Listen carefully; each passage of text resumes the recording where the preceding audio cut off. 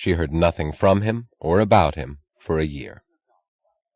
When she began to hear gossip and to read newspaper stories, she did not believe at first that they referred to Francisco d'Anconia. After a while she had to believe it. She read the story of the party he gave on his yacht in the harbor of Valparaiso. The guests wore bathing suits, and an artificial rain of champagne and flower petals kept falling upon the decks throughout the night. She read the story of the party he gave at an Algerian desert resort. He built a pavilion of thin sheets of ice and presented every woman guest with an ermine wrap, as a gift to be worn for the occasion, on condition that they removed their wraps, then their evening gowns, then all the rest, in tempo with the melting of the walls. She read the accounts of the business ventures he undertook at lengthy intervals.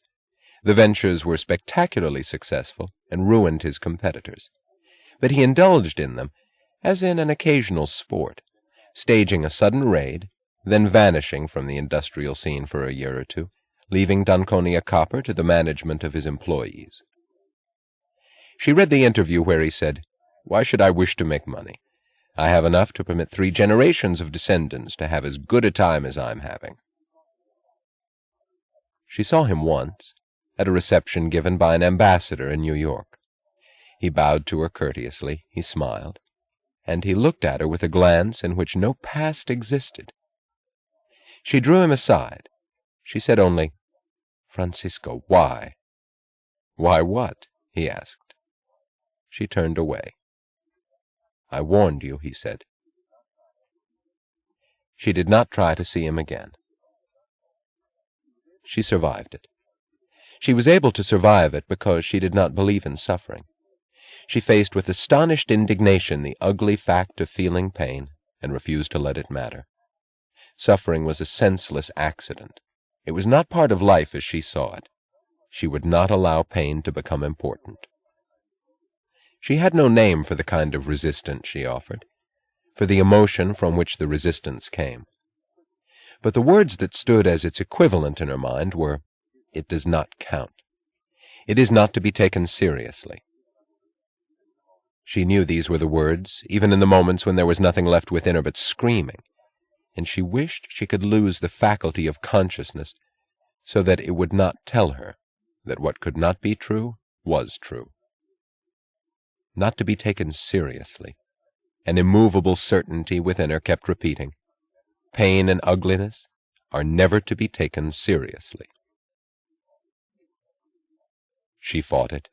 She recovered. Years helped her to reach the day when she could face her memories indifferently.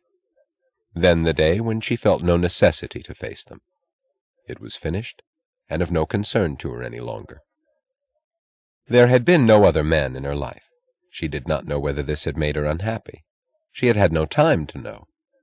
She found the clean, brilliant sense of life as she wanted it in her work. Once Francisco had given her the same sense, a feeling that belonged with her work and in her world. The men she had met since were like the men she met at her first ball.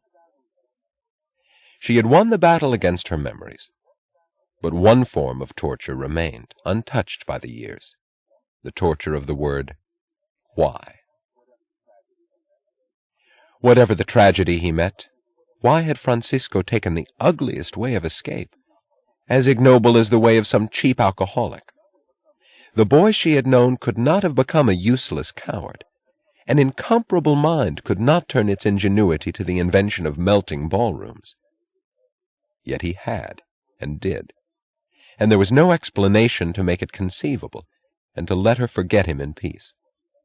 She could not doubt the fact of what he had been. She could not doubt the fact of what he had become. Yet one made the other impossible. At times she almost doubted her own rationality, or the existence of any rationality anywhere. But this was a doubt which she did not permit to anyone. Yet there was no explanation, no reason, no clue to any conceivable reason, and in all the days of 10 years she had found no hint of an answer. No, she thought, as she walked through the gray twilight past the windows of abandoned shops to the Wayne Falkland Hotel. No, there could be no answer. She would not seek it.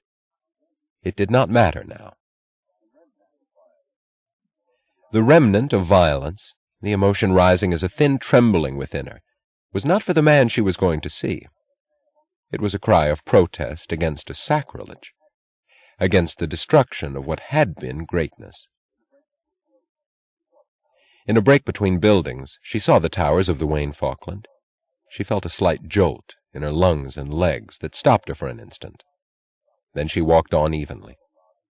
By the time she walked through the marble lobby to the elevator, then down the wide velvet-carpeted soundless corridors of the Wayne Falkland, she felt nothing but a cold anger that grew colder with every step. She was certain of the anger when she knocked at his door. She heard his voice answering, "Come in." She jerked the door open and entered. Francisco Domingo Carlos Andres Sebastián d'Anconia sat on the floor playing marbles. Nobody ever wondered whether Francisco d'Anconia was good-looking or not. It seemed irrelevant. When he entered a room, it was impossible to look at anyone else. His tall, slender figure had an air of distinction, too authentic to be modern, and he moved as if he had a cape floating behind him in the wind. People explained him by saying that he had the vitality of a healthy animal, but they knew dimly that that was not correct. He had the vitality of a healthy human being, a thing so rare that no one could identify it. He had the power of certainty. Nobody described his appearance as Latin, yet the word applied to him, not in its present, but in its original sense, not pertaining to Spain, but to ancient Rome. His body seemed designed as an exercise in consistency of style, a style made of gauntness, of tight flesh, long legs, and swift movements. His features had the fine precision of sculpture. His hair was black and straight, swept back. The suntan of his skin intensified the startling color of his eyes.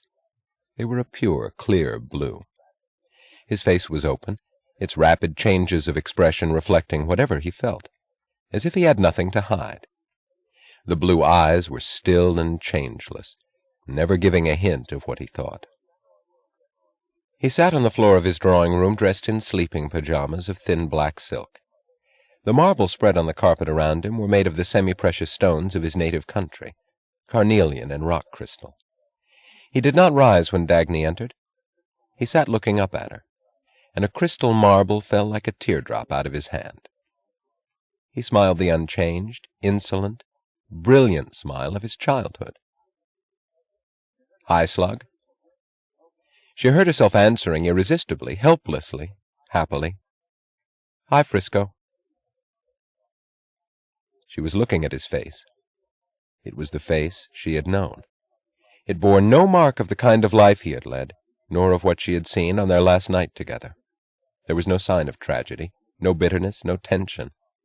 Only the radiant mockery, matured and stressed, the look of dangerously unpredictable amusement, and the great guiltless serenity of spirit. But this she thought was impossible. This was more shocking than all the rest. His eyes were studying her, the battered coat thrown open, half slipping off her shoulders, and the slender body in a gray suit that looked like an office uniform. "If you came here dressed like this in order not to let me notice how lovely you are," he said, "you miscalculated. You're lovely. I wish I could tell you what a relief it is to see a face that's intelligent, though a woman's. But you don't want to hear it. That's not what you came here for." The words were improper in so many ways, yet were said so lightly that they brought her back to reality, to anger, and to the purpose of her visit. She remained standing, looking down at him, her face blank, refusing him any recognition of the personal, even of its power to offend her. She said, "I came here to ask you a question." "Go ahead." "When you told those reporters that you came to New York to witness the farce, which farce did you mean?" He laughed aloud, like a man who seldom finds a chance to enjoy the unexpected. "That's what I like about you, Dagny. There are 7 million people in the city of New York at present. Out of 7 million people, you were the only one to whom it could have occurred that I wasn't talking about the Vail divorce scandal." "What were you talking about?" "What alternative occurred to you? The San Sebastian disaster? That's much more amusing than the Vail divorce scandal, isn't it?" She said in the solemn, merciless tone of a prosecutor, "You did it consciously, cold-bloodedly, and with full intention. Don't you think it would be better if you took your coat off and sat down?"